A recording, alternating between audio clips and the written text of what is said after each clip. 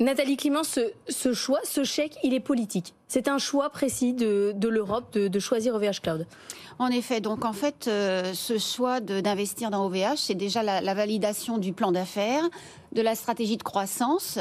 Et en effet, c'est également pour correspondre à la politique européenne de souveraineté. Donc depuis la crise Covid, en effet, la souveraineté digitale en Europe est devenue très importante.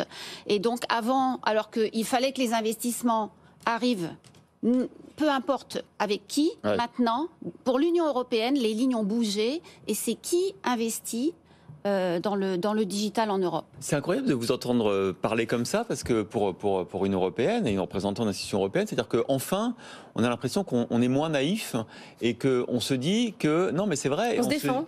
Oui, on se défend et on se dit que les Américains, quand ils font le Buy American Act, quand ils font l'Investment Reduction Act, on les regarde, généralement les bras ballants. Cette fois-ci, on prend les devants. C'est un peu ça l'idée ? Tout à fait, en effet. Les lignes bougent et c'est vraiment salutaire.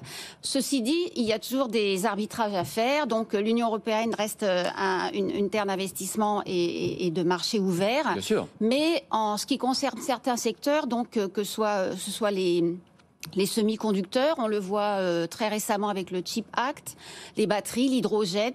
L'Union européenne a bougé les lignes.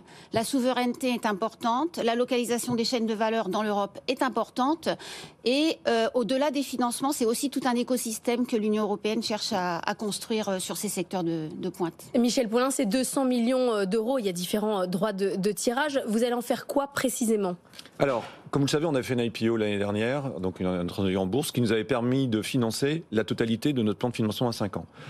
Ce que nous permet de faire la BEI, c'est d'accroître notre capacité de financement, et en particulier sur des infrastructures européennes. On a annoncé il y a quelques semaines que nous allions ouvrir 15 nouveaux data centers dans les 2 prochaines années dans le monde, dont 10 en Europe. Et l'essentiel de l'investissement, du prêt que va nous donner la BEI, va justement financer ces infrastructures en Europe. Des nouveaux data centers, mais également la R&D, l'innovation, parce que l'innovation, c'est au cœur de notre métier. Il faut développer des produits qui soient des produits attractifs et innovants.